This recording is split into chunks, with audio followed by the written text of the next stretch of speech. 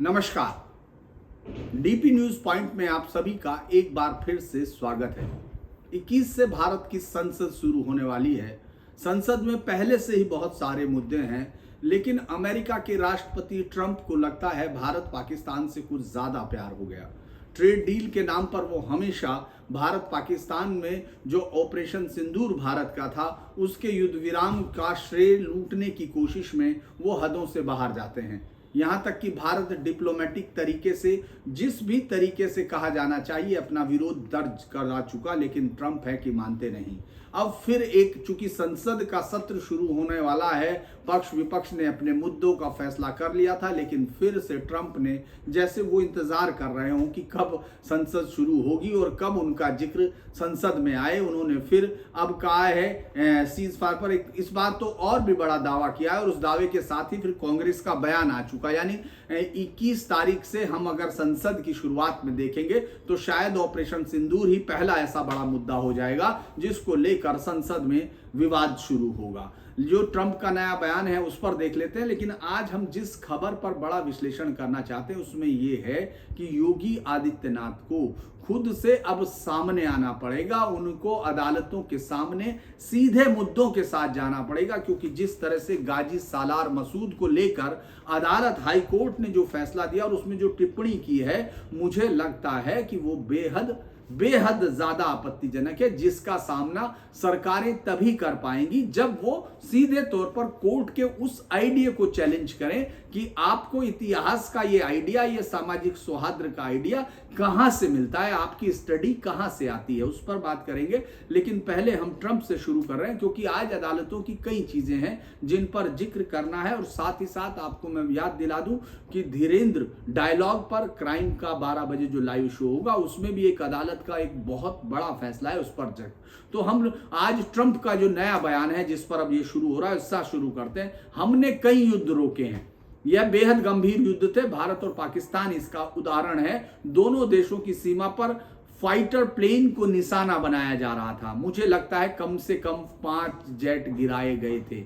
ये वो जो लाइन है, इस लाइन से ये लगता है कि अब नया विवाद शुरू होगा। दोनों देश एक दूसरे पर हमला कर रहे थे, ऐसा लग रहा था कि युद्ध शुरू हो जाएगा। ईरान में हमने जो किया पूरी दुनिया ने देखा, हमने परमाणु ठिकानों को नष्ट कर दिया। वो अपनी जो तारीफ है, जो अपनी ताकत है, वो उसको दिखाना जरूर चाह रहे थे, लेकिन उनका इस दिखाने के साथ ही मुझे लगता है शुरू हो गया कि अब संसद के मानसून सत्र में ये होगा, क्योंकि कांग्रेस का जयराम रमेश, जो मुझे लगता है कि इंतजार करती है कांग्रेस की ट्रंप आखिर बोलते क्या है, और उससे फिर वो अपनी नीति बनाएगी, अपने मुद्दों को उससे तय करेगी। कई बार ये लगता है कि इस तरह के फैसले मुझे लगता है इंतजार के बाद ही होते हैं कि वहां से कुछ आएगा और यहां से विपक्ष की रणनीति बन जाएगी। हालांकि विपक्ष ये सब करने के लिए उसका ये मैंडेट है, उसको सरकार के इन सब पर फैसलों पर और सरकार के उस पर एक नुक्ताची करने का उसकी वो है, लेकिन उसको कई बार मुझे लगता है ये देखना होता है कि कहीं ये देश के हितों से कहीं बाहर तो नहीं जा रहा। खैर, इस पर तो जो उन्होंने कहा उस पर बात करते हैं। संसद का मानसून सत्र शुरू होने से ठीक 2 दिन पहले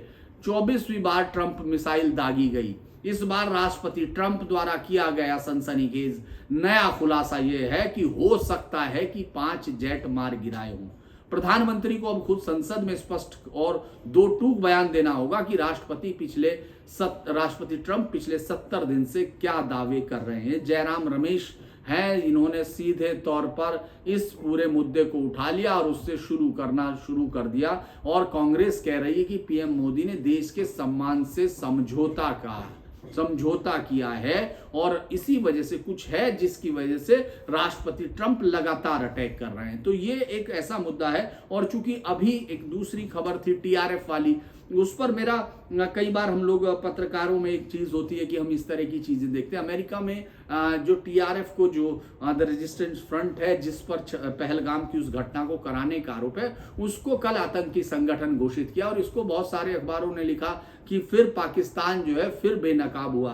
तो मुझे कई बार लगता है कि ये क्या नकाब फिर बाद में पहन लेता है जो फिर दोबारा बेनकाब होता है, और आखिरकार कितनी बार बेनकाब होगा जब अखबार वाले लिखना बंद करेंगे कि फिर बेनकाब हुआ। दरअसल इस तरह की स्ट्रेटजी में होता क्या है कि जिस तरह का हम लोग विश्लेषण देखते हैं उससे कोई रिश्ता नहीं होता उस खबर का, क्योंकि टीआरएफ को ये एक सांकेतिक वो है, क्योंकि टीआरएफ का अभी तक अमेरिकन कोई भी वहां कोई ना तो उसका ट्रांजैक्शन है ना उसके कभी इतने बड़े वो सब आए हैं कि आप ये कह सके। अब्बास शेख एक लोकल जिसने ये तैयार किया था, इसमें एसएसजी जो स्पेशल ग्रुप है पाकिस्तान की फौज का, उसके कमांडोज शामिल होते हैं, ये सबको मालूम है। इसका बहुत लिमिटेड ऑपरेशन है जो हिंदुस्तान के अंदर है, यानी कश्मीर के अंदर है, जो अब तक जो पिछले कुछ सालों में घाटी के अंदर बाहर के मजदूरों पर या बाहरी जो लोगों पर या टूरिस्टों पर और इस तरह से जो अटैक हुए उनमें से 90% 95% टीआरएफ ने किए हैं।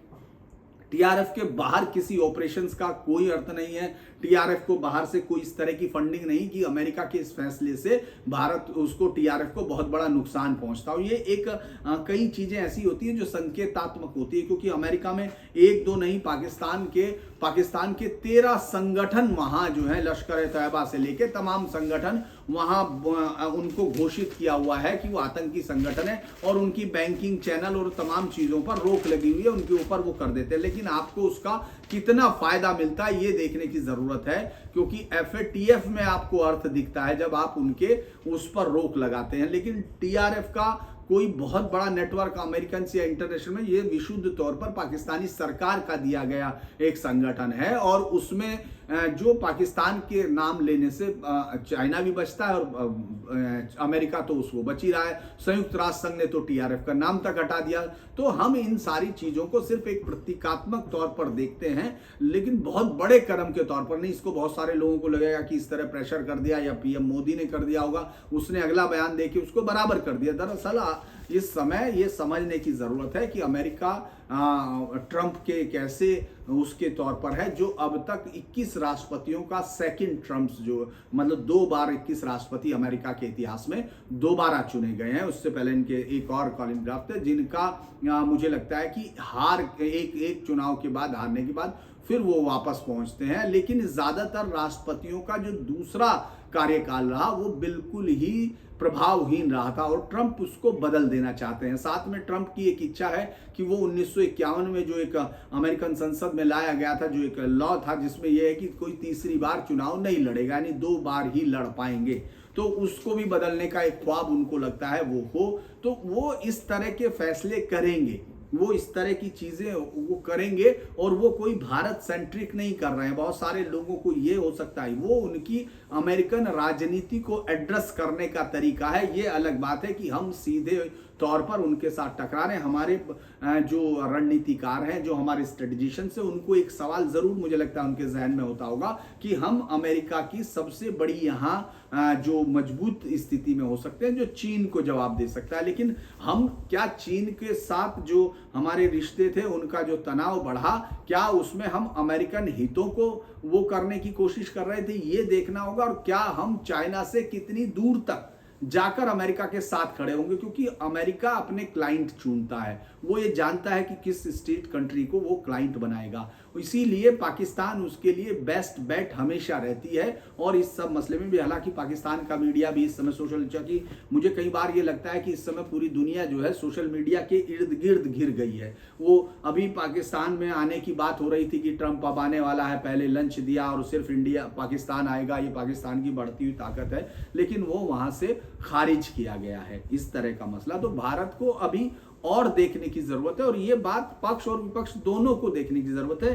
हमारे रणनीतिकारों को भी देखने की जरूरत है कि अमेरिका जो है, वो तो देख ही रहे होंगे, मैं ये नहीं कह रहा हूं कि वो नहीं देख रहे होंगे, कि अमेरिका जो है पूरे मसले में हमारे साथ कितने दूर तक जा सकता है और हमारे साथ उस पर प्रैक्टिकल बातचीत होनी चाहिए। जो ईयू ने कल परसों भारत की कंपनियों पर, जो 1-2 कंपनियां उसमें आती हैं जिन पर उन्होंने रूस के साथ तेल खरीदने पर जिस तरह से बहुत सारे सैंक्शंस उन्होंने अलग अलग कंपनियों पे लगाए, तो ये भी प्रेशर उसी की देन है। ये प्रेशर यूरोप का नहीं है, क्योंकि यूरोप की ज्यादातर जो कंजप्शन है वो तो वहीं से पूरी होती है रूस से। तो उसमें वो भारत पर अगर ये सब शिकंजा कस रहे हैं तो ये सिर्फ और सिर्फ वो उसकी ट्रंप की महत्वाकांक्षा है कि उसको रूस को झुका के यूक्रेन वाले मसले पर एक बड़ी जो है युद्ध विराम के बाद परमाणु, माफ कीजिएगा, जो नोबेल का दरवाजा है उस तक पहुंच जाना, ये उसकी अपनी होती है। बहुत सारे लोगों की महत्वाकांक्षाएं अलग किस्म की होती हैं जो कई बार लोगों को सेन माइंड जैसी स्थिति नहीं दिखती है, लेकिन वो है तो है।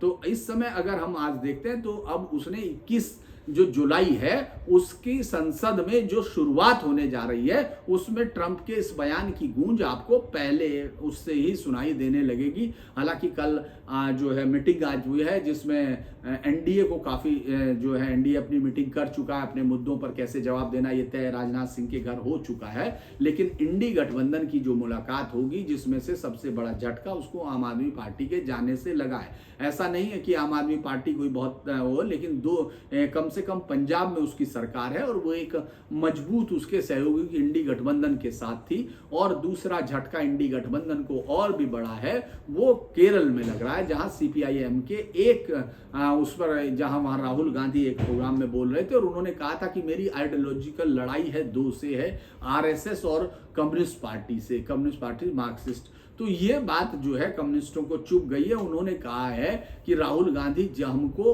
आरएसएस के बराबर रखना चाह रहे हैं, जबकि हमारे कार्यकर्ताओं ने आरएसएस फासिस्ट से लड़ते हुए कितने बलिदान दिए, ये उनका है। तो जो लड़ाई है ये मुझे लगता है कि अब इसको मीटिंग में क्या होता है, उस मीटिंग में वो जुड़ते हैं नहीं, क्योंकि पहले 26 दल थे, उससे जेडीयू जब अलग हुआ 25 हुए और अब आम आदमी पार्टी ने कह दिया कि हम उस फ्रंट में नहीं है। इसके साथ साथ बहुत सारी चीजें आम आदमी पार्टी को शायद लग रहा था कि उनको मदद मिलेगी इंडिया में इंडी गठबंधन में जाने के बाद, लेकिन जिस तरह से उनके खिलाफ केस दर्ज हो रहे हैं उस पर कोई बोल नहीं रहा है, तो उनको लग रहा है कि अब अकेले चलना ही बेहतर है। और आतिशी या केजरीवाल ये तमाम लोग आपको स्क्रीन से गायब दिखाई देते हैं। 3 और केस उन पर दर्ज हुए हैं, यानी ईडी ने और केस दर्ज किए हुए हैं, लेकिन अब उन केसों के बारे में कोई भी वो नहीं पूछ रहा है। जबकि अब उसमें ये उम्मीद की जा रही है पूर्व मंत्री सौरभ भारद्वाज और सत्येंद्र जैन से भी पूछताछ होगी। यानी आम आदमी पार्टी को तो ऐसे लगता है जैसे राइट ऑफ कर दिया हो कम से कम मीडिया में। और वो खुद भी केजरीवाल इस समय मुझे लगता है कि शायद विपश्यना में ये सोच रहे होंगे, और इतनी लंबी विपश्यना में वो अभी गए नहीं है जब से वो सुर्खियों में आना शुरू हुए थे, जो उनका पसंदीदा काम था। अब ये जो नया है इसमें 3 चीजें हुई हैं। 3 शुक्रवार को तो घोटालों में अस्पताल के निर्माणों में देरी, नए और सीसीटीवी कैमरे और शेल्टर होम घोटाले पर एफआईआर दर्ज की गई है। अस्पताल निर्माण घोटाले में 5,590 करोड़ का है, इसमें का आरोप है। इसमें सौरभ भारद्वाज, सत्येंद्र जैन की भूमिका शायद सवालों के घेरे में है। और ये जो 24 अस्पतालों के प्रोजेक्ट पूरे किए गए थे, जिसमें से 7 में 85% 7 आईसीयू थे और 800 करोड़ रुपए खर्च हो गए, लेकिन 50% ही काम पूरा हुआ था। इसी तरह से सीसीटीवी घोटाले में 571 करोड़ का है। ये जो है ये सीसीटीवी लगाने के लिए किसी संस्था को दिया गया था, फिर बाद में मतलब भारत इलेक्ट्रिकल लिमिटेड को दिया गया था, और फिर बाद में काम समय पर न करने का 17 करोड़ का जुर्माना लगाया, बाद में बिना कारण माफ कर दिया गया। आरोप है कि इसके बदले में सत्येंद्र जैन को ठेकेदारों के जरिए 7 करोड़ की रिश्वत दी गई है। इसके अलावा 250 करोड़ का शेल्टर होम घोटाला भी है, जिसमें घोस्ट वर्कर के नाम पर सैलरी दी गई है। तो ये सब जो अब इंडी गठबंधन का एक बड़ा इस संसद में हमको रुख देखने को मिलेगा। उसमें थोड़ा सा बदलाव ये होगा क्योंकि अभिषेक बनर्जी उसमें टीएमसी इस बार शामिल होंगे। अभिषेक बनर्जी उस बातचीत में शामिल होंगे जो आज वो लोग करेंगे, ऑनलाइन भी बात होगी। तो मुझे लगता है कि ये दिलचस्प होगा इंडी गठबंधन किस तरह से वो करता है, क्योंकि कल एक और बड़ा झटका उनको तब लगा था जब लालू यादव जो नौकरी के बदले जमीन वाला जो मसला था उसमें उस केस की कार्रवाई रुकवाने के लिए, उसको क्वेश करने के लिए वो सुप्रीम कोर्ट तक पहुंचे थे, क्योंकि हाई कोर्ट ने मना किया था। लेकिन वहां से भी उनको मुझे लगता है और ज्यादा परेशानियां पल्ले पड़ गई, क्योंकि सुप्रीम कोर्ट ने उस केस का फैसला जल्दी से करने के लिए कहा, उसकी सुनवाई जल्दी से करने के लिए बजाय इसके रोकने के। तो मुझे लगता है ये उनके लिए एक दिक्कत का बायस बन गई है, ये चीज बड़ी और हो गई। तो इंडी गठबंधन खुद अपने संकटों में घिर के कल से संसद में हम लोग जो 21 से संसद में देखेंगे उस हंगामे में शायद ऑपरेशन सिंदूर के इर्द गिर्द ही रहने की कोशिश करेगा इंडी गठबंधन। उससे दूर जाने का मतलब उसके लिए परेशानियां हो सकती हैं, मतलब उस पर खुद इतने सवाल होंगे।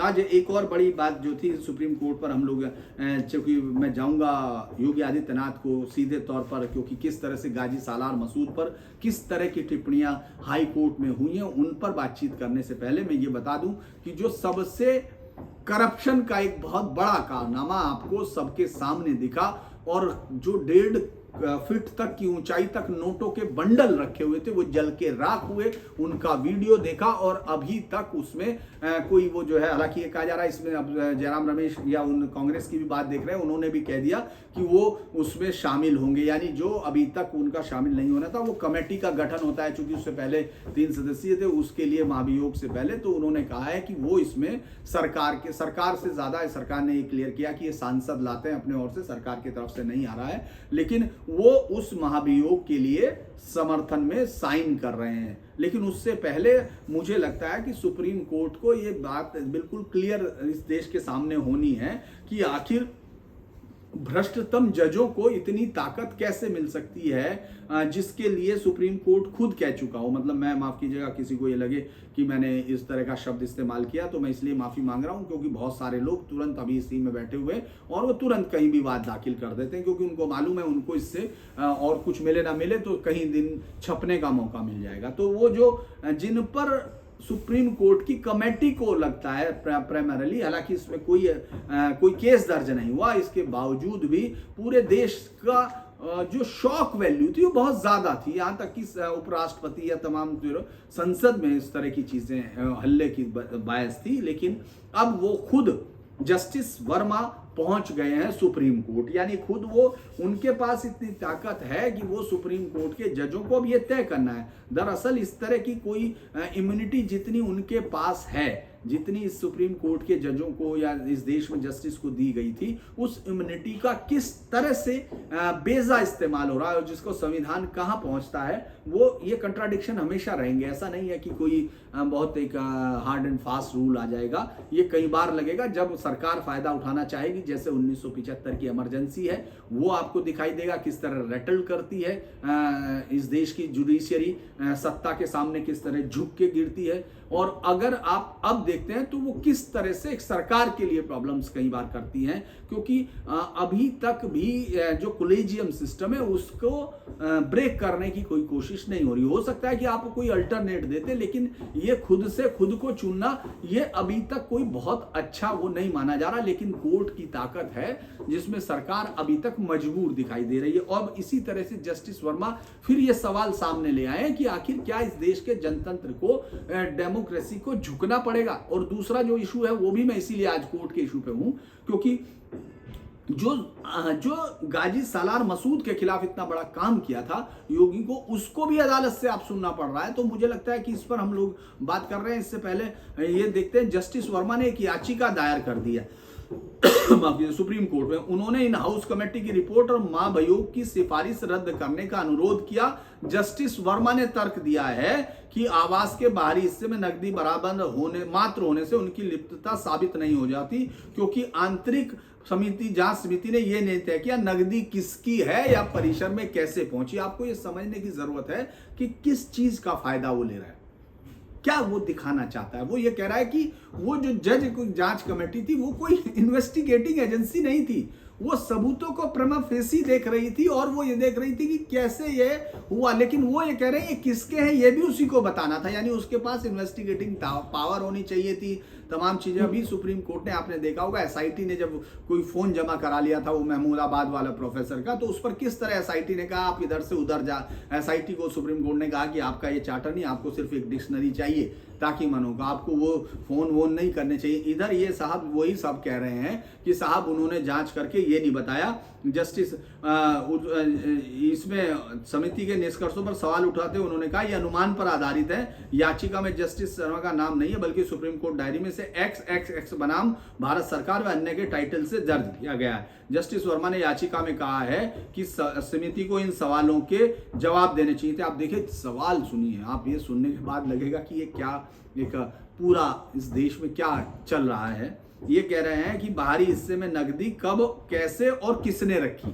ये उस 3 जजों की समिति को बताना है जिसके पास कोई इन्वेस्टिगेशन का जो उसने जो हुआ उसको घटनाओं को पूछा, उन गवाहों से वहां है, अब वो उस केस की जांच करे तब वो अपील दे। तो ये समझ नहीं आ रहा है। और कितनी नकदी रखी गई थी ये सवाल पूरा देश पूछ रहा है। अब ये जस्टिस वर्मा भी पूछ रहे हैं। आप देखिए कितनी बड़ी एकता है देश के साथ। इसी तरह से वो कह रहे हैं कि क्या नकदी असली थी या नहीं, क्या वो मनोरंजन बैंक के नोट थे जो बच्चों के खेलने के लिए थे और हाईकोर्ट उनको बचाना चाह रहा था, या जस्टिस वर्मा के यहाँ किसी स्टाफ में कोई ऐसा शख्स था जो मनोरंजन बैंक के नोटों का कोई, मुझे लगता है कि कोई थोक स्टॉकिस्ट होगा, क्योंकि वो ये पूछ रहे हैं। इसके अलावा आग लगने का कारण क्या था, क्या याचिका किसी भी तरह से 15 मार्च को बची हुई नकदी को हटाने के लिए जिम्मेदार था। इनके चूंकि रिपोर्ट में इन सवालों के जवाब नहीं, इसलिए उनके खिलाफ कोई वो नहीं लगाया जाना चाहिए, ये उनका कहना है।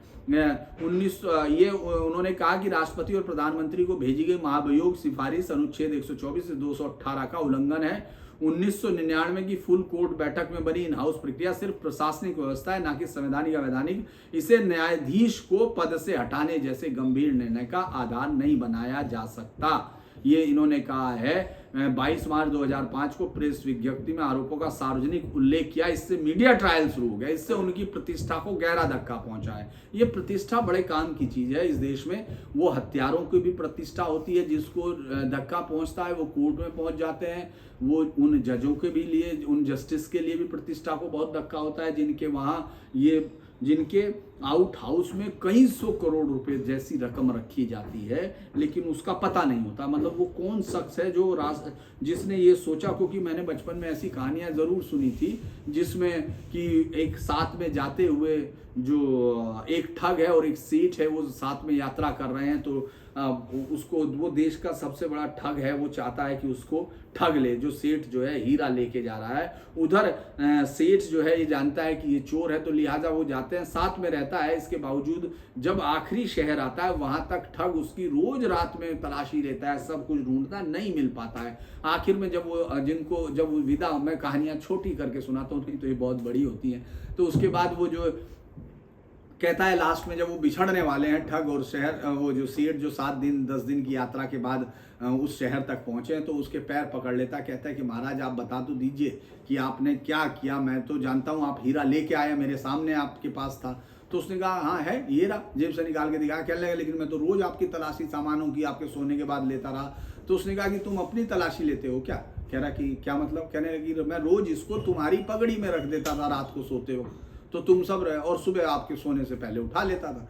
तो ये जो उसके पगड़ी में रखा हुआ हीरे की, चोर की पगड़ी में रखा हुआ धन था, मुझे लगता है ये किसने रखा होगा ताकि चेक ना हो सके। इस तरह से देखने की भी जरूरत हो सकती है इस नकदी को। मुझे कई बार लगता है कि ये कहानियां सच होती हैं। तो ये अब महाभियोग आने वाला है, पूरी तैयारी हो चुकी, सब पार्टियों की बात होगी, सब सांसद जो है एकजुट है, और लगभग सभी राजनीतिक दलों ने इस बात को सर्वसम्मति वाला रुख रखा है। जिन पार्टियों में एक सांसद है उनसे भी करण रिजिजू ने कहा एक से बात करूंगा, ये जो है उसके खिलाफ, चूंकि ये सर्वसम्मति से आए, तो ये एक बड़ी चीज है। अब हम वापस चलते हैं जो आज का हमारा सबसे बड़ा, मुझे लगता है कि मुद्दा है। आपको याद होगा गाजी सालार मसूद एक ऐसा कैरेक्टर है हिंदुस्तान में जिसने गंगा जमनी तहजीब के एक झूठ को सबसे चमकदार रंग दिया। उसने ये, चूंकि इतिहास, मैंने आपको जो उदाहरण, जिन लोगों ने वो नहीं देखा है वीडियो, वो जाके देख सकते हैं। गाजी सालार मसूद का वीडियो मेरे उस पर है, मेरे पुराने वीडियो में, और वो बहुत ही इतिहास के एक रेफरेंस के साथ जुड़ा हुआ है। मैं बार बार वो रेफरेंस नहीं दोहराऊंगा, वरना तो उसका कोई अर्थ नहीं रहेगा। तो वो वीडियो आप जाके जरूर देखें जिन्होंने नहीं देखा। गाजी सालार मसूद एक हिंदुस्तान के उस पर, धरती पर एक धब्बे से ज्यादा कुछ नहीं कहा जा सकता। ये बहुत कठोर शब्द हो सकते हैं, लेकिन ये शब्द हैं क्योंकि उसका गाजी शब्द ही उसकी पूरी कहानी खोल देता है, जिनको जरा सी भी समझ आती है। गाजी का मतलब है जिसने गैर मुस्लिमों और खासतौर से इस देश में हिंदुओं का कत्ल किया हो, जिनको मारा हो, जो लड़के उनसे जो है जिनको कत्ल करके वो बचाओ। तो गाजी सालार मसूद जो इस देश में हिंदुओं का खात्मा करने, शरिया का लाज लाने और माले गनीमत जैसी चीजों के लिए बना। 19 साल तक ही वो कई सारे इस तरह के उनको आक्रमणों को अंजाम दे चुका था, जिनसे हजारों लोगों की जान गई होगी। औरतें, बच्चे, जो बच्चियां गुलाम बन के नीलाम हुए होंगे, गायों की हत्याओं का वो होगा। लेकिन उस पूरी कहानी को इस तरह से पिरोया जब ये लगने लगा कि इस देश में जो है अब जो इस्लामिक जो जिहादीकरण है वो नहीं चल पाएगा, इसके लोग नहीं झुके, तो ये बहुत लंबे समय से सोची हुई साजिश। जैसे अब आपको चांगुर वाले मसले में सारी साजिशें दिखती हैं, खुलकर आती हैं कि किस तरह से एक कॉर्पोरेटाइजेशन होता है और इस सब में विदेशों से, यानी जिनका इस देश से कोई लेना देना, वो भी इस देश को कन्वर्ट करना चाहते हैं। तो ये सब चीजें पहले से रही होंगी। और वो जब जिस तरह से वो दरगाह बनाई गई, जिस तरह से उसका एक कैरेक्टर क्रिएट किया गया, यानी एक शख्स जिसके लिए बारातें आ रही हैं कि साहब उसका जिस दिन उनका डोला जाना था उसी दिन उस आदमी को वहां के एक ऐसे शख्स राजा ने मारा जो वहां की पिछड़ी, दलित और उस सबके उससे रिश्ता रखता था, और जिसने उस पूरे इलाके के राजाओं को इकट्ठा करके इस आतताई को मारा, इस बर्बर हमलावर को मारा। लेकिन इसका उर्स लगता था, और ये सब मैंने बताया आपको पूरे पश्चिमी उत्तर प्रदेश से, आप उसमें जाकर देखिए। अब इस पर ये चूंकि कोर्ट में फैसला गया था, उस समय फैसला रिजर्व रख दिया गया था। अब कोर्ट ने फैसला जब रिजर्व गया, उस वक्त सुनाते वक्त जो टिप्पणियां हैं वो बहुत ही काम की टिप्पणियां, जो ये बताती हैं कि योगी आदित्यनाथ जैसे मुख्यमंत्री जो इस तरह की चीजों को सीधे तौर पर देखकर हटाना चाहते हैं, या इस पर से जो हिंदुस्तान के इतिहास पे ये जो अलग अलग धब्बे हैं, जिनको एक बायस ऐसा कहना चाहिए, जो किसी भी देश के आत्मसम्मान के खिलाफ खड़ी हुई चीजें हैं, उनको अगर वो खड़ा करना चाहते हैं तो उनको इस तरह का सहारा नहीं लेना पड़ेगा। क्योंकि इस तरह का जो फैसला है वो ये बताता है कि सीधे तौर पर कोर्ट से टकराना पड़ेगा। कोर्ट से टकराने का मतलब झगड़ा करना नहीं है, उनके सामने उन तर्कों को ले जाकर रखना होगा, इतिहास के उस पन्ने को खोलना होगा कि मजिस्ट्रेट जज साहब आप जहां से पढ़ के आए हैं वो कुछ और है और असली इतिहास कुछ और है। अब आप देखिए, पहले मैं खबर बताता हूं फिर इस पर आगे बढ़ेंगे। इलाहाबाद हाईकोर्ट की लखनऊ खंडपीठ ने बहराइच के सैयद सालार मसूद की दरगाह पर लगने वाले लोग शुक्रवार को जो टिप्पणी की, सामान्य परिस्थितियों में वे सभी धार्मिक रिवाज जो लंबे समय से प्रचलित है, राज्य सरकार द्वारा छोटे छोटे कारणों से रोके नहीं जा सकते। अब ये परंपरागत धार्मिक रिवाज है, ये रिवाज है। अब इसमें क्या है, लेकिन जो सबसे बड़ी बात है वो अगली लाइन है, खासकर जब ये प्रथाएं समाज में सांस्कृतिक सौहार्द को बढ़ावा देती हों। ये जो लाइन है ये सबसे खतरनाक लाइन है, क्योंकि ये उसको कैसे हाई कोर्ट की जस्टिस उनको ये महसूस हुआ कि ये सांप्रदायिक सौहार्द बढ़ाती है। एक हत्यारा जो कत्लो गारत करता है इस देश में, जो हत्याओं की लाइन लगा देता है इस देश में, वो कैसे सांप्रदायिक सौहार्द, जिसकी वजह से सुहाग जो इस देश में इस्लाम लागू करने आया हो, जिसने लोलार कुंड जैसे मंदिर तोड़े हो, सूर्य मंदिर ढाए हो, जिसने सैकड़ों मंदिर तोड़े हो, वो कैसे हो सकता है? ये बात, इस बात के लिए आपको कोर्ट में जाना पड़ेगा योगी जी, उन जजों से पूछना पड़ेगा कि आपके इसका आधार क्या है। अगर ये लोग सामने बैठे हुए इस झूठ को गढ़ रहे हैं, आपके सामने बार बार एक झूठ बार बार सच बना के दिखाया जा रहा है, तो आपके पास क्या है? आपकी समझ क्या कहती है? आपका सोर्स क्या है? आपका रेफरेंस क्या है? ये कोर्ट से पूछना पड़ेगा। कोर्ट को, कोई कोर्ट ने जो कहा वो तो खुद ही है, मैं उन्हीं के शब्द दोहरा देता हूं, वो तो तथ्यों की रोशनी में बात करते हैं। तो आपके पास कौन से तथ्य हैं कोर्ट साहब जो आपने ये सब फैसला दिया? वो कह रहे हैं कि न्यायालय ने कहा कि मामले में 17 मई को पारित अंतरिम आदेश के तहत किए गए प्रबंधों के दौरान शांति और सौहार्द बना रहा। शांति और सौहार्द बना रहेगा। भाई, भेड़ों को काटता रहे भेड़िया और खाते रहे, उसमें कौन सा शांति सौहार्द में दिक्कत कौन सी है? उसमें कौन सा शांति बिगड़ती है? अगर भेड़ियों के लिए भेड़ों का शिकार करना खुलेआम पे कर दिया जाए तो उसमें कौन सा सौहार्द खत्म होगा?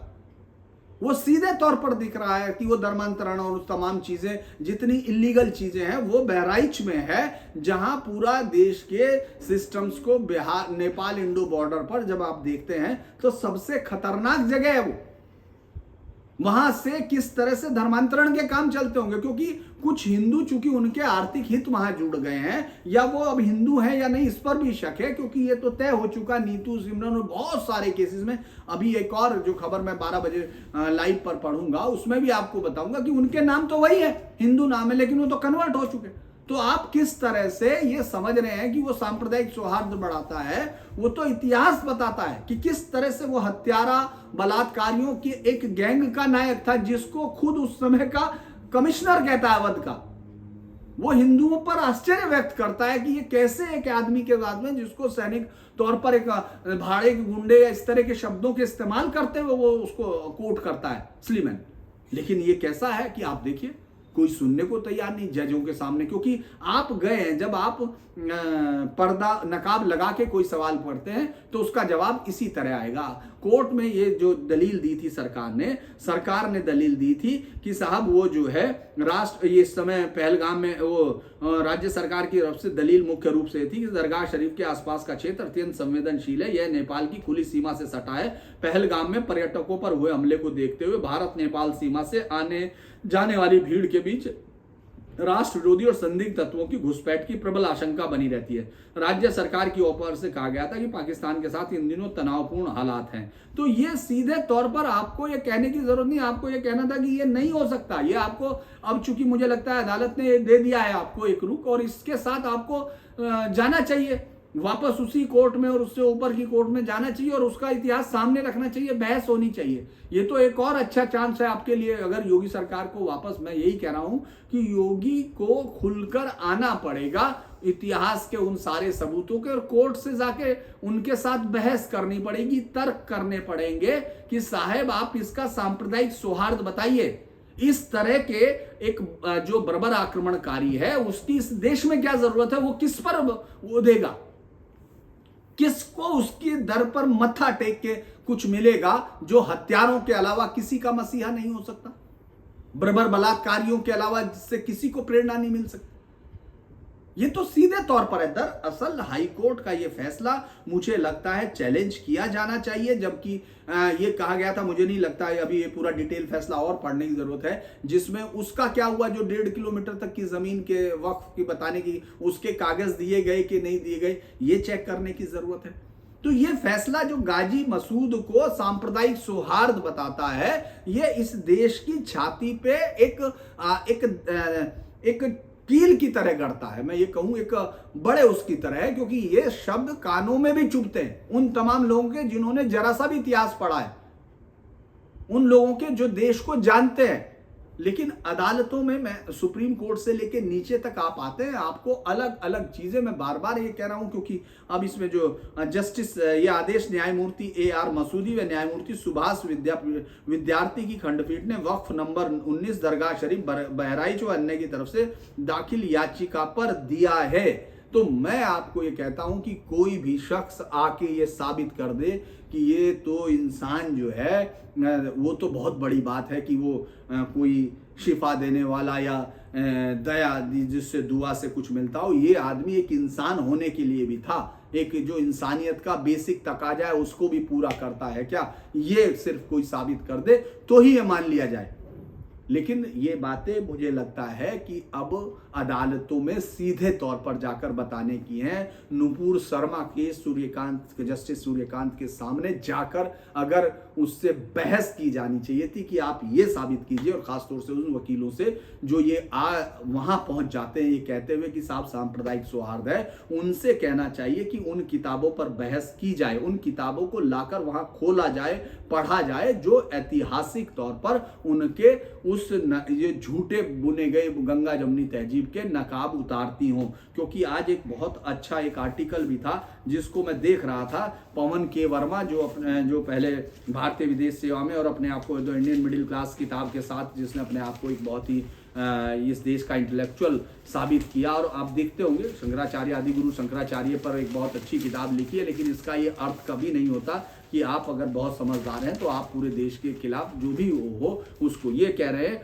हम लोगों भारत में गंगा जमनी संस्कृति पनपी है, इनका एक बड़ा अच्छा वो है। और इन्होंने जो उदाहरण दिया है वो सुन लीजिए कि उड़ीसा के रेमांडा गांव का एक मुस्लिम परिवार हिंदू की वार्षिक यात्रा की, रथ यात्रा की, महोत्सव की अगुवाई करता है। भाई क्या जरूरत है कि वो अगुवाई करता है? क्या वो मानता है, पूजा करेगा? क्या वो ये मानेगा कि एक वो है? दूसरा उसने उदाहरण दिया, क्या उन्हें मालूम है कि अंतिम मुगल बादशाह बहादुर शाह जफर फूल वालों की सैर के दौरान दिल्ली के महरौली में सूफी संत ख्वाजा बख्तियार काकी की मजार से पहले जोगमाया मंदिर जाया करते थे? कोई ये बताएगा कि ये जो बहादुर शाह जफर है वो गायों की हत्या पर भी जिसने प्रतिबंध लगाया था वो क्यों लगाया था? ये बताएगा? वो ये बताएगा कि ये बहादुर शाह जफर की हैसियत कितनी थी, ये किस लिए? क्योंकि वो हिंदुओं की दया पर रह रहा था। ये बताएगा? ये नहीं। ये दरअसल ये इस तरह से मजार से पहले आपको मालूम होगा सबरीमाला पहाड़ियों पर अप्पा मंदिर लाखों, वो एक मुस्लिम संत की दरगाह पर कितना बड़ा विवाद हो चुका, कितनी बहस हो चुकी, क्या उसका इतिहास है वो सबके सामने आ चुका। लेकिन उस सबको, ये सबको मानता है कि ये, और ये जो उदाहरण दे रहा है वो सब वो है जिसमें भाई एक हो चारा एक हो, ये सब लगातार वो है। मुझे लगता है कि इस तरह की, इस पर ये आज के लिए मेरे आप सब लोगों के लिए है कि अगर आपने वो वीडियो नहीं देखा है तो उसको आप देखें जरूर। मुझे लगता है कि एक और बड़ी खबर थी कि आतंकवाद से कैसे लड़ता है, लेकिन ये बड़ा वीडियो हो रहा है, इसके बाद फिर हम और अलग से करेंगे। लेकिन अब मैं आपको एक बार फिर से कह रहा हूं कि आप इस वीडियो को लाइक कीजिए, सब्सक्राइब कीजिए, शेयर कीजिए, ताकि ज़्यादा से ज़्यादा लोगों तक हम लोगों की रीच बढ़े और हमारे इस तरह के विचारों के साथ लोग जुड़े। साथ ही साथ आप में से कुछ लोग मेंबर हुए हैं, उसके लिए मैं धन्यवाद, और आप सबसे अनुरोध करता हूं कि हमारे चैनल की मेंबरशिप भी लीजिए, जिससे हम लोगों को मदद मिलती है। आज के लिए इतना ही, आगे के लिए आपसे फिर मुलाकात होगी। 12 बजे मिलते हैं। जयपुर डायलॉग।